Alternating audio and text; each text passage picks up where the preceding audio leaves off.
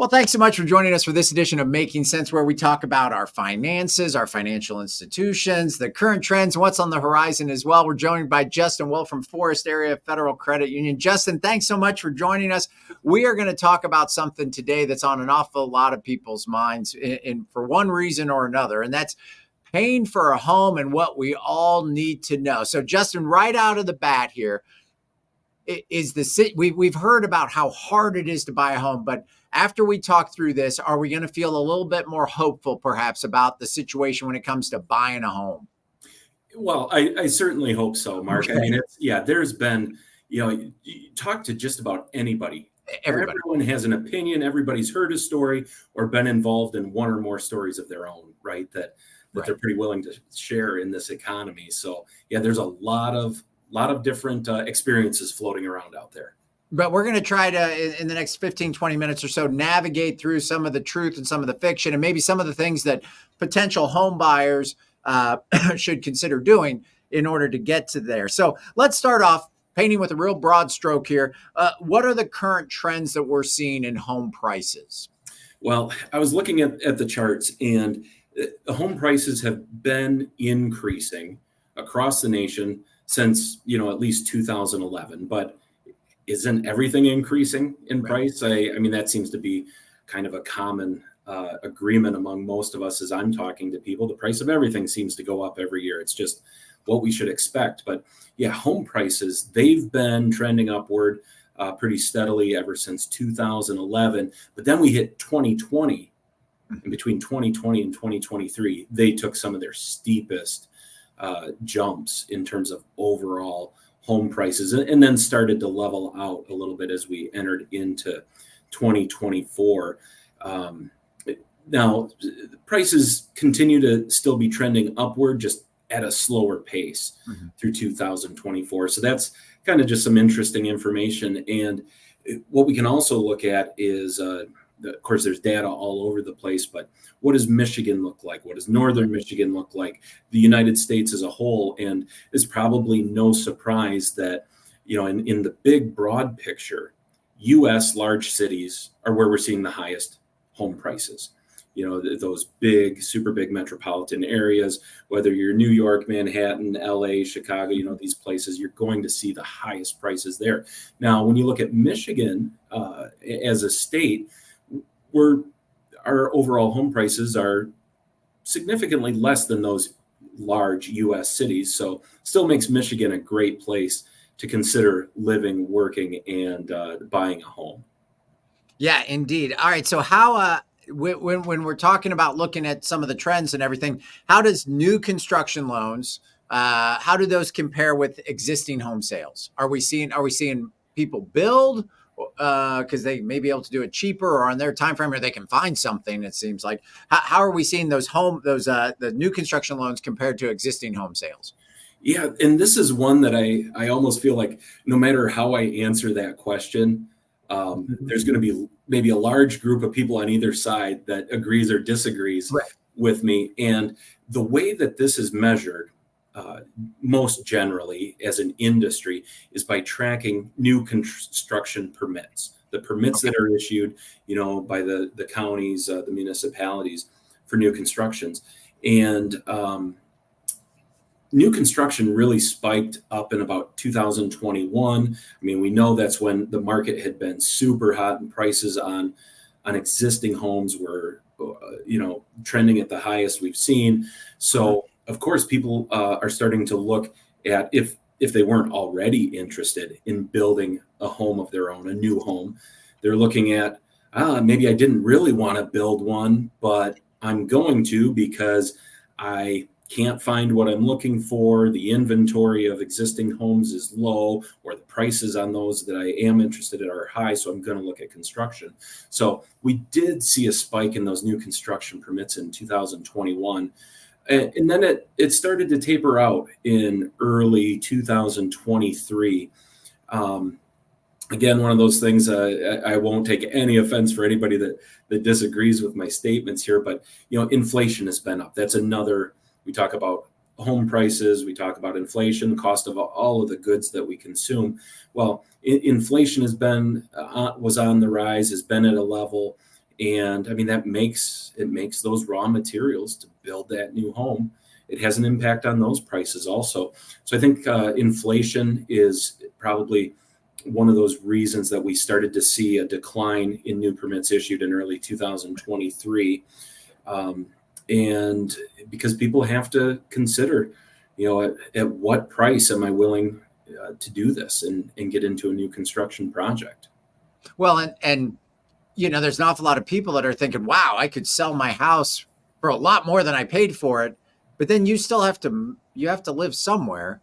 Yes, your house is worth a whole lot more, but what you're going to buy probably costs a whole lot more with inflation. And then you add in all the people that are renting, and rent has gone up a lot too. So you may have some people that are trying to transition out of a rental situation because their rent has gotten high to try to get into a home buying situation. So if you are in that situation, for example, and you're a renter and you're trying to get that mortgage, how does one even begin to apply for a mortgage right now? If it's something that you haven't done, but you're thinking now is the time I want to get into a house, how do you begin to apply for a mortgage? Well, I've got a lot of information to share on that topic, but I'll jump back to originally when you started. You asked, is there hope? What's the silver lining in this case? And when you start the process, I'm just going to recommend people take a moment and think about where you're at in your stage of life. What have your experiences have been? For example, myself, I've been in my home for over 20 years. So if I haven't had a home buying or building experience in 20 years, what I paid for my home over 20 years ago, and now I just decide one day I'm gonna go look for a second home, or I'm maybe gonna sell mine and replace it with another. I'm gonna have sticker shock, and we just have to take a few minutes to inventory that and to think about where we're at in life. Now, I mean, my story doesn't apply to a young person that's maybe in their early 20s that's looking to buy a first home, of course. But I'll also just make that connection to if I bought a newer used vehicle 25 years ago, and now I'm out shopping again today, I say just like that home, man, I am going to be in for a little bit of a surprise if I haven't been watching or hearing about what's going on in the economy. Although I don't know that many of us have escaped that over the last 20 years. If you bought groceries in the last 20 years, you've seen that same thing that's happened at the grocery stores happened for the real estate listings. That's certainly true. But potentially, this is a curveball, but potentially some good news with potentially a rate decline, and we're seeing inflation come down, but the Fed may announce a rate cut. Could that help potential home buyers? Absolutely, and it's going to help. It's going to help all of us in a number of ways. Well beyond home buying, if that happens, and of course, that seems to be what everybody's talking about. Prior months we've been talking about the possibility of it happening, and boy, it feels and sounds like it's a little more of a certainty here. But so that's going to be some nice relief also, because the higher interest rates, it cuts into how much home can we afford when we're looking at buying a place. And so when it's time and you're saying, okay, I think I'm going to start this process, take a little inventory, just know what's going on in the market out there. And then really it's never too early to get started. If you're thinking, I want to buy a home next month, well, better get started. If you're thinking I might want to buy a home in the next year or two, it's not going to hurt to get started. And I'm going to encourage folks, start talking to people. If you have a bank or credit union or a lender that you have a relationship with, you're comfortable with them, and you've been pleased with their service, it's a great place to start. I'm also going to recommend you talk to your friends and family or trusted advisors that hopefully you've gotten good advice from in the past. But if you don't know where to turn, ask friends and family and trusted advisors that you trust, and ask them for their experiences. Ask them, how did it go for you? Do you have a name of a mortgage lender or a company that you can recommend? Because naturally, I'm, as a home buyer, going to be looking for a good experience also. Sure. So get that input. As financial institutions, your banks and credit unions, of course, we want to talk to you about it. But don't be afraid if you have people that in your life that you can have good conversations with. Ask them for their input, because I tell you what, this type of business also is a heavy referral business. People want to do business with others that they know others have had good experiences with. So take that. I mean, Google reviews is another great, maybe not specifically for this. You can certainly use it for looking for a mortgage lender. But I mean, how many times am I scrolling through my phone for restaurants near me, and I'm looking at the star rating, Right. Yeah. Data. It's out there. It's powerful. So for somebody that may be considering applying for a mortgage, first of all, you have to start with that, be braced for sticker shock. And also, I have this desire to get a mortgage, or maybe get a home. Maybe not so excited about getting a mortgage, but getting the home, right? So what information as an applicant should I have in hand or readily available when I go and talk to a financial institution? What information do I need? Well, you don't necessarily have to have paper in hand for that initial consultation. Make contact, get a phone call out, ask for an appointment, apply online with your basic information to get that process started. And in a purchase transaction or a construction, situation, a pre-approval can be a really solid tool. With inventory levels of homes being what they have been, so many sellers were requiring pre-approval letters and authorizations from potential buyers, even to look at a property. And some of that has relaxed a little. Other real estate listing agents haven't relaxed that, because they found value in making that requirement. So that's why when I say it's never too early to get started, if you need that pre-approval, you might as well get started with that pre-approval. Have that in hand. That knowledge is power. Knowing what you're capable of borrowing is going to tell you what you can go look at out in the market. So get with your lender and be prepared to do that. But when it comes to actually submitting an application to get the process started, it's not a ton of information just to get that ball rolling. In fact, 6 or 7 pieces of basic information is all that it takes to get a formal application started, that mortgage lenders then need to work on and get back to you with some basic information and or approval, denial, or request for more information within a certain period of time. And this largely is information as consumers we already know. We need to have the borrower's name, stated income amount.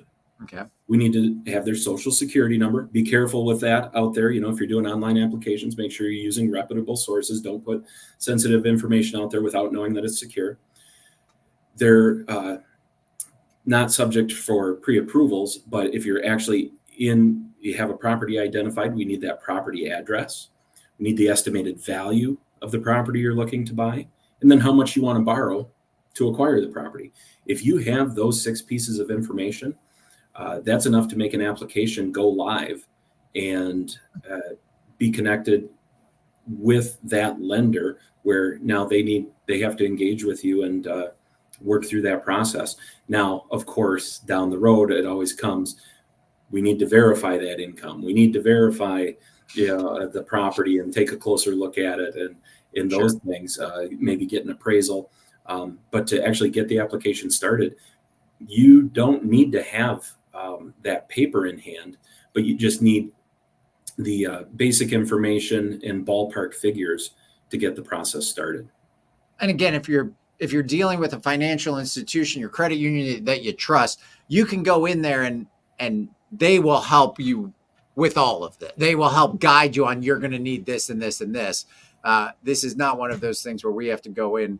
The credit union is there to help you with this process. They're your friend, not your opponent in this, correct? Yes. So they'll help with all that. All right. So what are some of the common roadblocks that buyers or borrowers are seeing right now?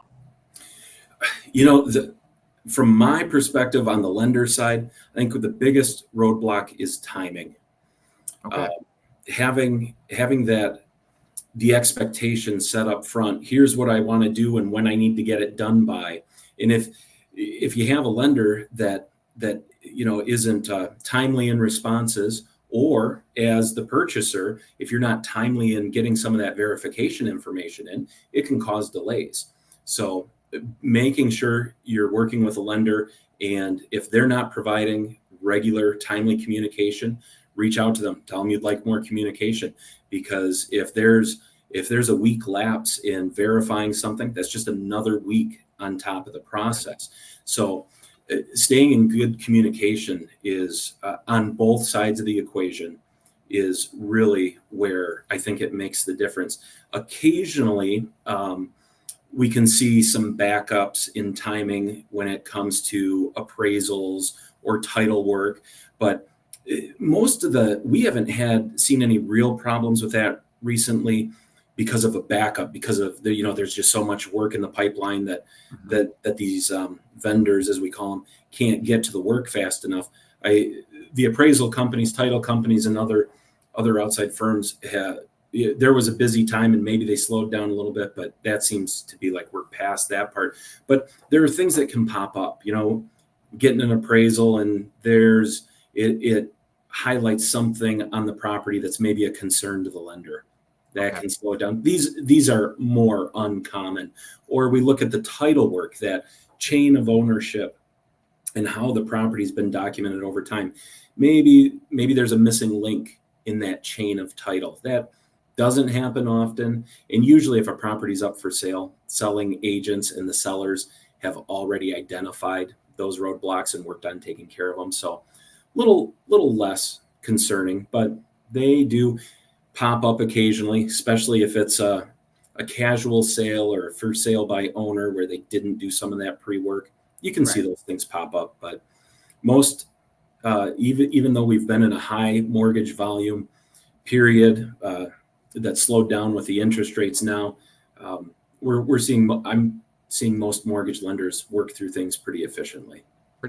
So communicate, get your pre-approval, because things are moving quickly do as much as you can to put yourself in as good of a spot as possible for success. Yes. Get your pre-approval, communicate with your lender, talk through everything, and then go pick out your dream home. All right. So what's an escrow, and is it required? Yeah. So escrow generally is a choice. Escrow is a way for the lender to collect, along with your monthly mortgage payment, additional funds to pay for future costs, typically property taxes and homeowners insurance.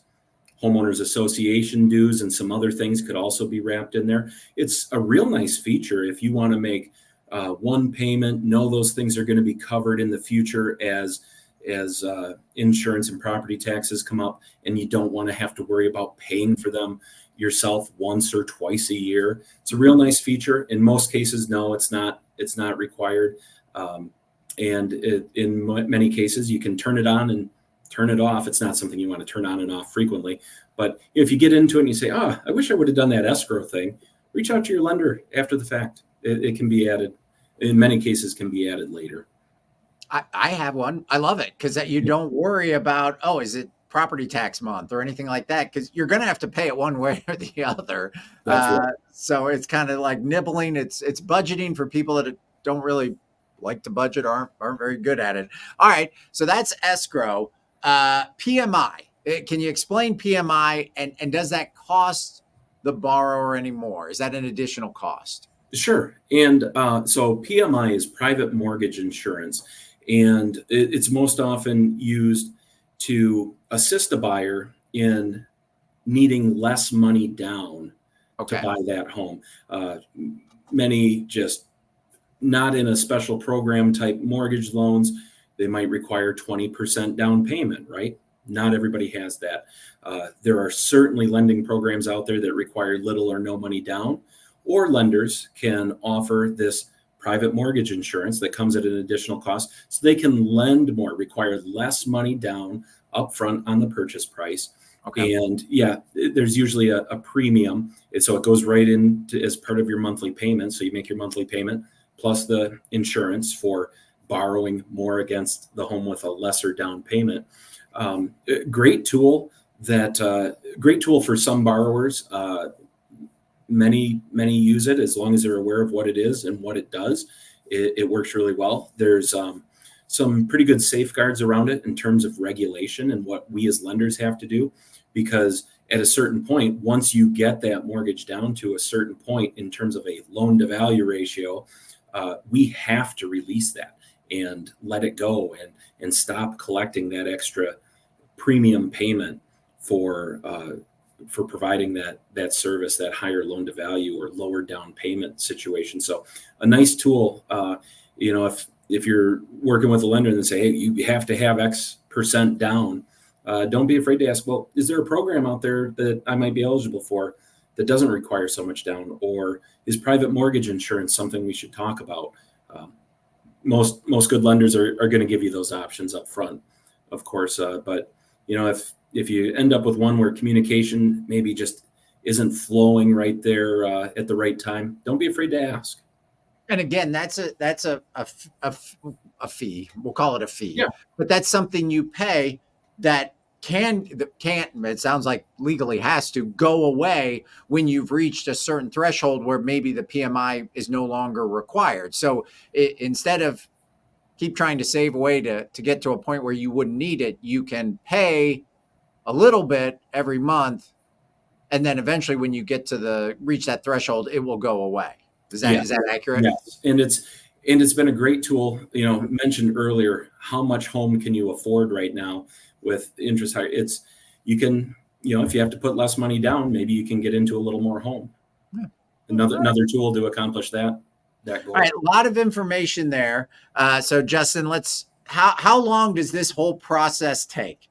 Generally, how long does this, I walk in or I call the first time to sit down and talk about what kinds of information I need to when do I get the cash? How long does that mortgage process typically take? Well, so there's a lot of answers to this question because there's so many variables. Sure. I'm going to come out of the gate and say we're shooting for 30 to 45 days. Okay. There are definitely lenders out there that are saying we're closing in 30 days or less, and they have the data to prove it. And you know what? Things are going right, and they are doing them in 30 days and less in many cases. I mean, we have a number of them that have worked out and closed in under 30 days. But, having open, honest communication with our borrowers, I'll generally always say, we're in that 30 to 45 day range.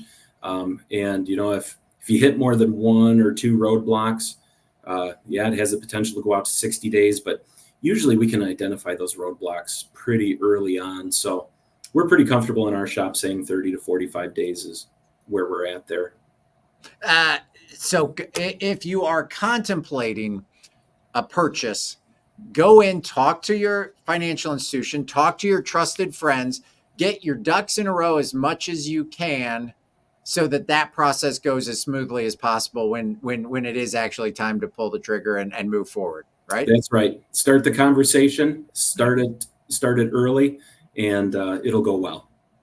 Justin, I want to thank you so much for your time. We all feel a little more hopeful about getting that mortgage. So I appreciate that time. And we'll catch you again here in the coming weeks. You got it, Mark. Thanks, Northern Michigan. We'll talk to you soon. Thank you, Justin. Take care. Bye.